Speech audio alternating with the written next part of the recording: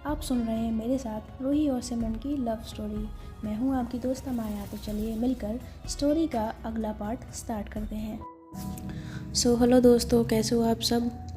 I know 3-4 दिन का gap पड़ गया, लेकिन मैंने ये वाला पार्ट जो अभी मैं आज डाल रही हूँ, यही वाला, इस पार्ट को मैंने डाला था संडे को, लेकिन कुछ रीज़न था जिसकी वजह से ये पार्ट जो था वो डिलीट हो गया मेरे से।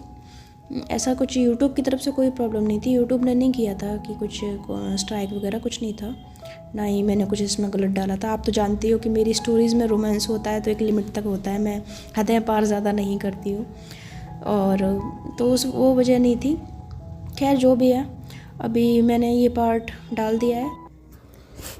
तो रूही और सिमरन की लव स्टोरी के पिछले पार्ट में हम लोगों ने देखा था कि जो हमारी सिमरन है उसके दिल में कहीं ना कहीं धीरे धीरे ही सही, लेकिन हमारी रूही के लिए जो प्यार, जो जज्बात, जो कहीं ना कहीं वो छुपा कर बैठी थी कई सालों से, या यूँ कहें उसे खुद ही एहसास नहीं है कि उसके दिल में रूही के लिए क्या है, वो चीज़ें अब धीरे धीरे करके आगे आने लगी हैं। उसे रूही का किसी और के करीब जाना या किसी और का रूही के करीब आना उसे बहुत ज़्यादा अंदर ही अंदर जेलसी फील करवा रहा होता है। और जो कि पार्टी में हम देख ही चुके थे कि सिमोन के आगे रूही के करीब आने पर सिमरन किस तरह से रिएक्ट करती है। तो रात को तो फंक्शन ख़त्म होने के बाद रात को रूही और सिमरन दोनों सो गए होते हैं, लेकिन सुबह जब रूही की आँख खोलती है तो उसकी पहली नज़र सिमरन के फेस पर पड़ती है। सिमरन बड़े ही मासूम बच्चे की तरह खामोशी से सो रही होती है, वो भी बड़े प्यार से।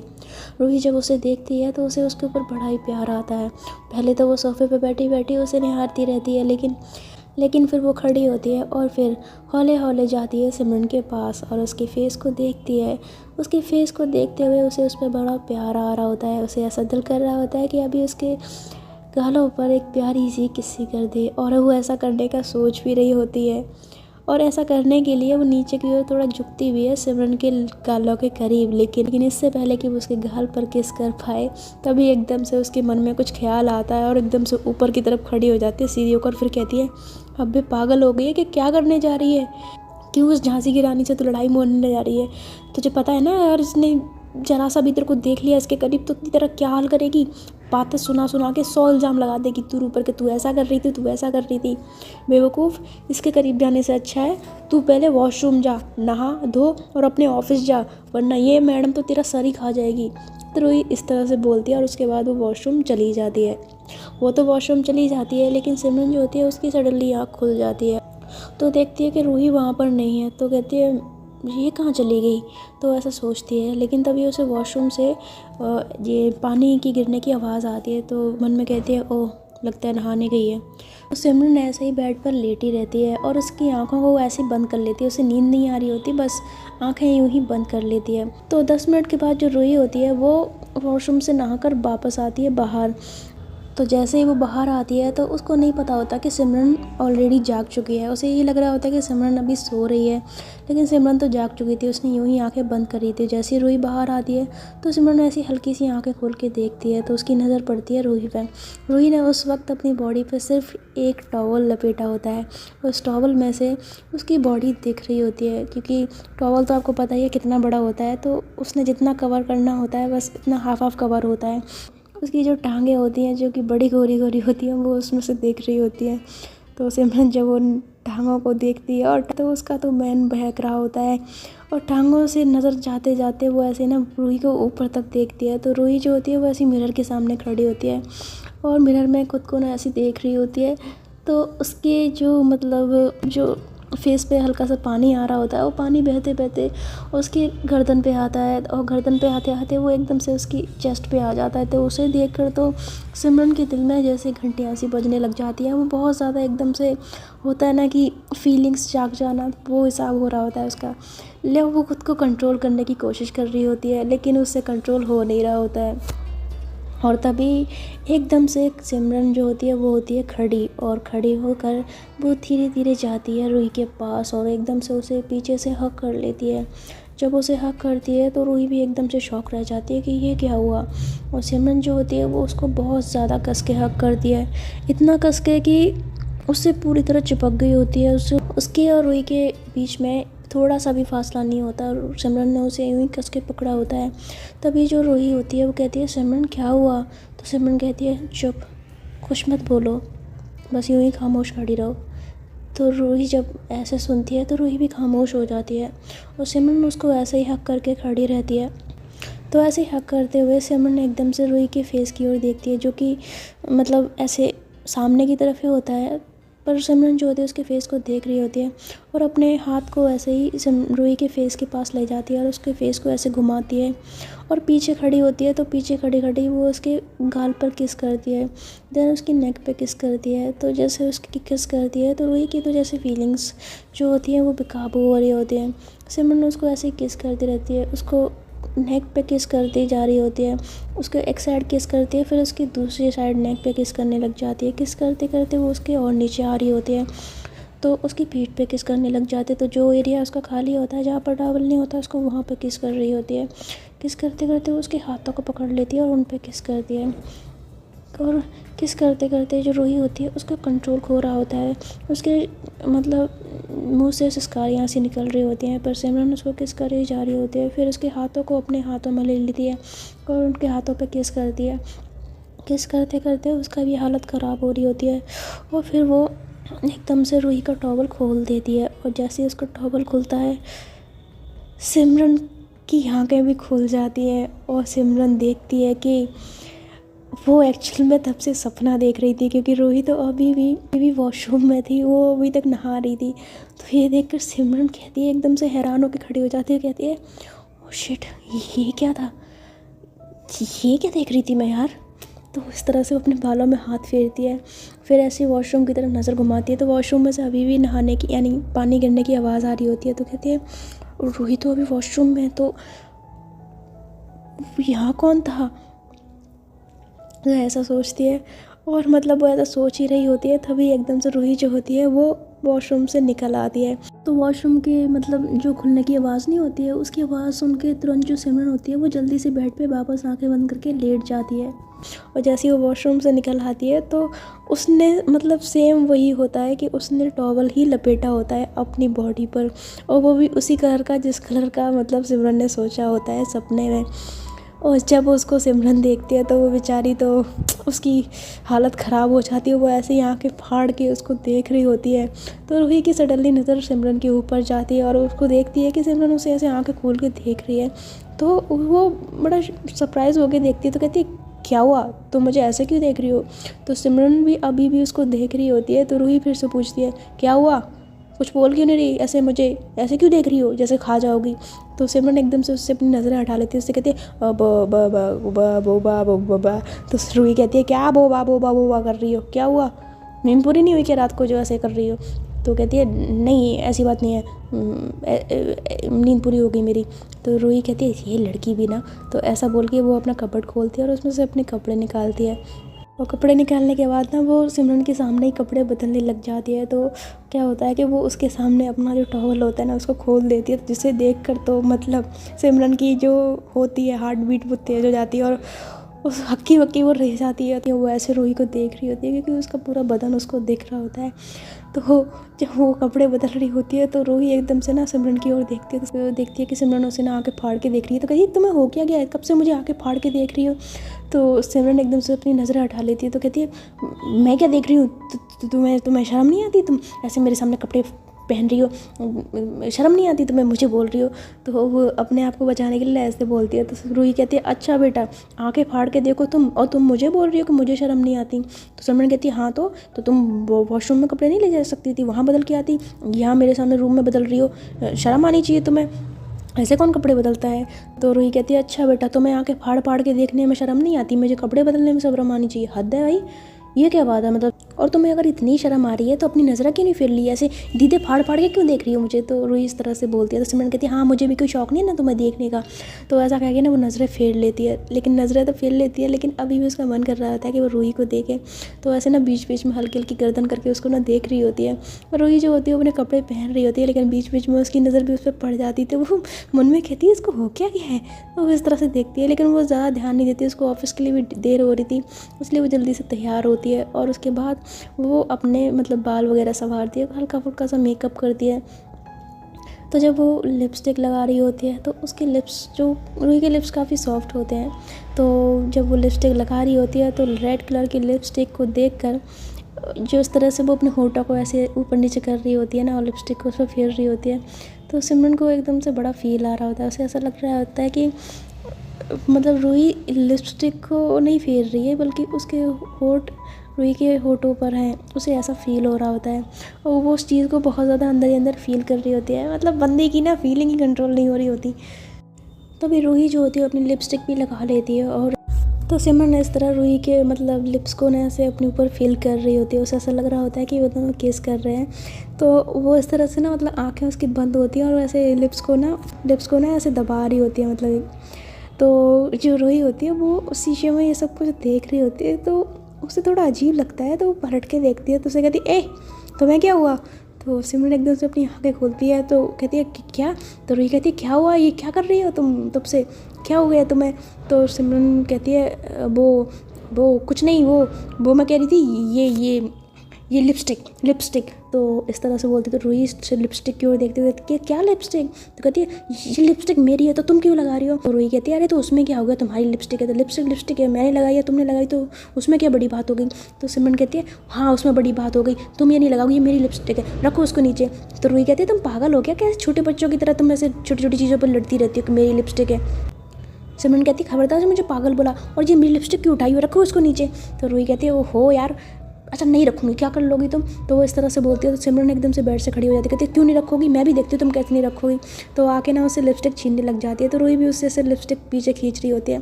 तो सिमरन कहती है मेरी लिपस्टिक दे दो। तो रूही कहती है मैं लिपस्टिक नहीं दूंगी, मैं इसको लगाऊंगी, मुझे अच्छी लग रही है, इसका कलर अच्छा है, मुझे अच्छी लग रही है, मुझे लगाने दो। तो ऐसा करके ना वो लगाने लग जाती है।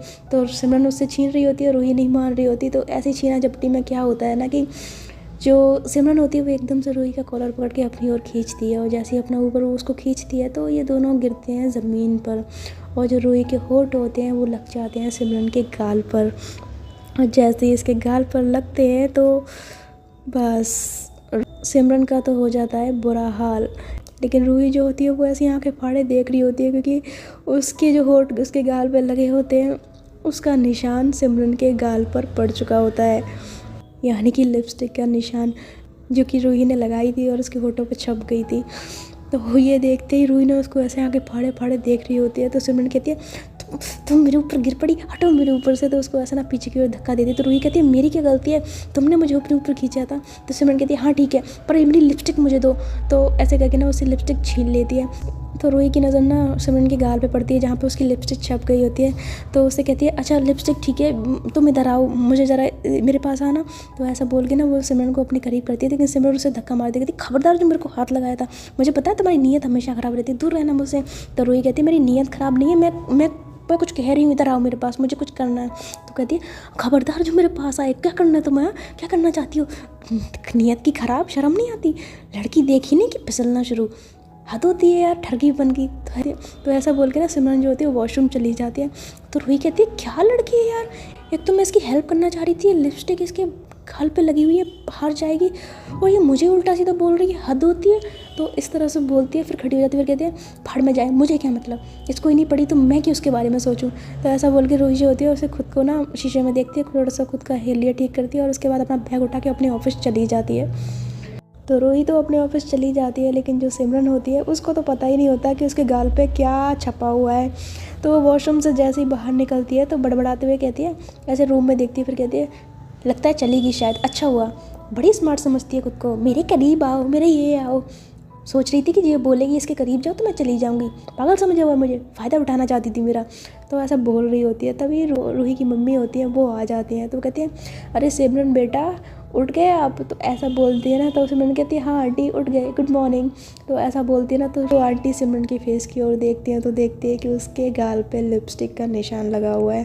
तो ये देखकर आंटी को आ जाती है शर्म, तो वो ऐसी ना मतलब शर्माने लग जाती हैं। तो सिमरन उनको देखते हैं तो कहते हैं क्या हुआ आंटी? तो आंटी कहती है नहीं कुछ नहीं। तो सिमरन कहती है कुछ काम था आपको? तो कहती है हाँ काम नहीं था बेटा, बस वो तो मैं ये पूछ रही थी कि आप मतलब मैं देखने आई थी कि आप उठे हो कि नहीं उठे हो, मैं बस ये देखने आई थी, बाकी तो वैसे आज बड़े बड़ी सुंदर लग रही हो ना बेटा तुम।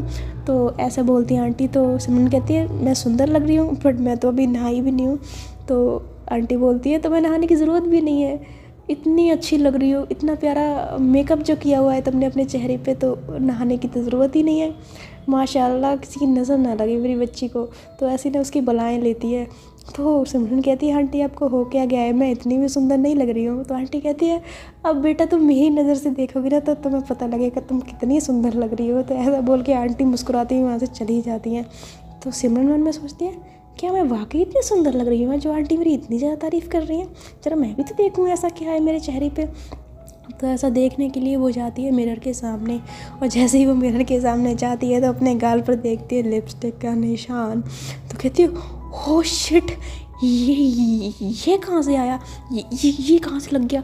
तो ऐसे वो बोलती है। फिर एकदम से उसको याद आता है कि जब उसने रूही का कॉलर पकड़ के जब उसे अपनी ओर खींचा था तो रूही उसके ऊपर गिरी थी और वो निशान तभी लगा होगा। तो ऐसे सोच के सिमरन अपना माथा पीट ले कहती है हे भगवान, ये निशान तब लगा था, ओह माय गॉड। और ये आंटी ने देख लिया, क्या सोच रही होंगी मेरे बारे में, ओह नो यार। तो सिमरन इस तरह पकड़ के ना अपना सर और वहीं पे बैठ जाती है, कहती है ये सब कुछ उस रूही की बच्ची की वजह से हुआ है, पहले नहीं बता सकती थी, तभी मुझे बोल रही थी कि मेरे करीब आओ करीब आओ, बोल नहीं सकती थी कि लिपस्टिक का निशान लगवा है, बेवकूफ़ लड़की, फंसा दिया मुझे, छोड़ूंगी नहीं, आने दो उसको, शाम को बताती हूँ। तो सिमरन ऐसे बोलती है। तो सिमरन ऐसी परेशान होती है, फिर चली जाती है वॉशरूम में नहा कर अच्छे से अपना फेस वॉश करके उस निशान को निकाल कर वो आती है बाहर। और फिर रेडी होने के बाद जैसे ही वो रूम के बाहर जाती है तो आंटी जो होती है वो किचन में काम कर रही होती हैं, तो उनको देख कर सिमरन भी वहाँ पहुँच जाती है। तो जब उनके सामने जाती है तो आंटी उसको देख के ना मुस्कुराने लगती है। तो सिमरन को बहुत ज़्यादा शर्म आ रही होती है क्योंकि उसे पता था कि आंटी उसे देखकर क्यों मुस्कुरा रही थी होती है। तो आंटी कहती है क्या हुआ बेटा। तो सिमरन कहती है नहीं कुछ नहीं, वो एक्चुअली आंटी मैं आपको बताने आई थी कि वो लिपस्टिक का निशान दरअसल। तो वो ऐसे ना बोल रही होती है। तभी आंटी उसे बोलती है अरे बेटा उसमें क्या हुआ, इतना शर्मा क्यों रही हो जाता है, समझती हो सब कुछ, और ऐसे भी तुम लोगों ने शादी की है तो इतना तो चलता है, होता है। तो सिमरन कहती है नहीं आंटी आप गलत समझ रही हैं, आपको एक्चुअली चीज़ पता ही नहीं है कि एक्चुअल में हुआ क्या था। तो आंटी बोलती है बेटा सब कुछ हुआ था, मुझे पता है जो कुछ भी हुआ था, जानती हूँ, अरे मैं बच्ची थोड़ी हूँ। तो सिमरन बोलती है आप बच्ची नहीं हो लेकिन आप समझ नहीं रही हो मैं आपसे क्या कहना चाहती हूँ, मेरी बात तो सुनिए।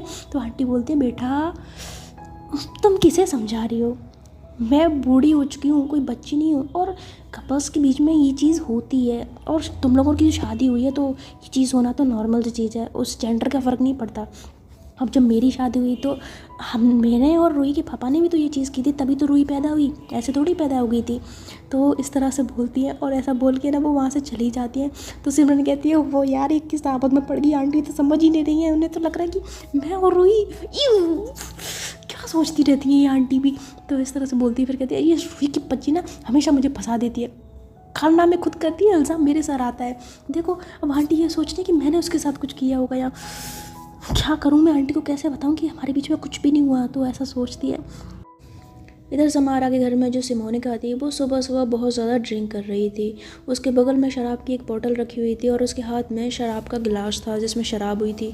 तो उसको पीते हुए उसके जहन में बार बार रूही का ख्याल आ रहा था, उसका ही चेहरा घूम रहा था, साथ उसे सिमरन भी ख्यालों में आ रही थी। और उसकी वजह यह थी कि सिमरन जिस तरह पार्टी में रूही के क्लोज आ रही थी, उसके साथ डांस कर रही थी, उसके ऊपर अपना जिस तरह से हक जता रही थी, ये चीज़ सिमोनिका से बर्दाश्त ही नहीं हो रही होती। उसे बहुत ज़्यादा गुस्सा आ रहा होता है इस चीज़ पे। वो खुद को बहुत ज़्यादा समझा रही होती है कि रूही की जब शादी सिमरन से हो चुकी है तो उन दोनों का इस तरह क्लोज आना बनता ही है, तो उसे इतना ज़्यादा प्रॉब्लम क्यों हो रही है इस चीज़ से, उसे नहीं होनी चाहिए। पर कहते हैं ना कि प्यार तो प्यार ही होता है, और जब हमारा दिल किसी पे आ जाए तो वो कहाँ सही और गलत देखता है। सेम सिमोनिका के साथ भी हो रहा था। उसको पता था कि रूही की शादी सिमरन के साथ हो चुकी है, लेकिन इसके बावजूद भी उसे सिमरन से बहुत ज़्यादा प्रॉब्लम हो रही होती है, बहुत ज़्यादा उसे उससे चिढ़ हो रही होती है, और शराब पे शराब वो पिए जा रही थी। तभी वहाँ पर समारा आती है और जो वो इस तरह से सिमोनिका को ड्रिंक करते देखती है, वो भी सुबह सुबह तो एकदम से चौंक जाती है। तो कहती है सिमोनिका आर यू ऑल राइट। तो सिमोनिका कहती है या आई एम फाइन। तो कहती है नहीं मेरा मतलब है कि तुम सुबह सुबह इतनी ड्रिंक कर रही हो, क्या हुआ, कोई टेंशन है क्या? तो सिमोनिका कहती है नहीं ऐसी कोई बात नहीं है। तो समारा कहती है अगर ऐसी बात नहीं है तो तुम सुबह सुबह ड्रिंक क्यों कर रही हो, क्या कोई प्रॉब्लम है तो मुझे बताओ। तो इस तरह से पूछती है। तो सिमोनिका कहती है नहीं ना, वो तो ऐसे ही, तुम्हें पता है ना कि मैं कभी कभी पी लेती हूँ, तो ऐसे ही पी रही थी और कुछ नहीं। तो समारा कहती है सच में ना? तो कहती है हाँ सच में। तो समारा कहती है ओके। तो समारा वहाँ से जाने लगती है। फिर जैसे वो दरवाजे के पास पहुँचती है तो एकदम से लौट के पूछती है मैं ऑफ़िस जा रही हूँ, अगर तुम चाहो तो मेरे साथ ऑफ़िस चल सकते हो। तो सिमोनिका कहती है मैं तुम्हारे ऑफ़िस जाके क्या करूँगी? तो कहती है अरे घर पे भी क्या करोगी, घर पे भी तो तुमने बोर ही होना है, इससे अच्छा मेरे ऑफ़िस चलो। तो समारा की बात सुन के सिमोनिका कुछ सोचती है, फिर कहती है ओके ठीक है मैं भी चलती हूँ। इस तरह से बोलती है। तो समारा कहती है ठीक है तुम तैयार हो जाओ, मैं भी तैयार होके आती हूँ। तो ऐसा वो बोलती है। तो उसके बाद जो सिमोनिका होती है वो वॉशरूम में चली जाती है। तो आज इस पार्ट में आपको मेरी आवाज़ किसी जगह ठीक लग रही होगी, किसी जगह ऐसी धीमी धीमी सी लग रही होगी, भारी भारी सी। उसका रीज़न ये है कि ये जो स्टोरी है इसको मैंने 3-4 दिन पहले ही रिकॉर्ड कर लिया था, बट इसमें कुछ प्रॉब्लम थी तो मुझे इसको एडिट करना पड़ा और कुछ उसमें दोबारा से रिकॉर्ड करना पड़ा। तो आज मैं इसको रिकॉर्ड कर रही हूँ। तो आज ना मेरा गला जो है थोड़ा सा भारी भारी हुआ पड़ा है। मेरा जो दूसरे चैनल पे मैंने वीडियो डाली है उसमें भी मेरा आवाज़ थोड़ी ऐसे ही हो रही है भारी भारी, तो इस वजह से आपको थोड़ा आवाज़ में ऊपर नीचे देखने को मिल सकता है। खैर कोई ना। तो आज की स्टोरी में सिर्फ इतना ही। आई होप आपको आज की स्टोरी पसंद आई होगी। स्टोरी पसंद आई हो तो मुझे कमेंट करके बता देना। साथ ही साथ चैनल पर नए हो तो चैनल सब्सक्राइब भी कर लेना। इसके साथ मेरे 2 चैनल और हैं, आप वहाँ पर भी लेस्बियन लव स्टोरी सुन सकते हो। तो अभी के लिए फ़िलहाल इतना ही। दीजिए मुझे इजाज़त, मैं मिलती हूँ आपसे इस स्टोरी के नेक्स्ट पार्ट में। तब तक के लिए आप लोग अपना ख्याल रखिएगा।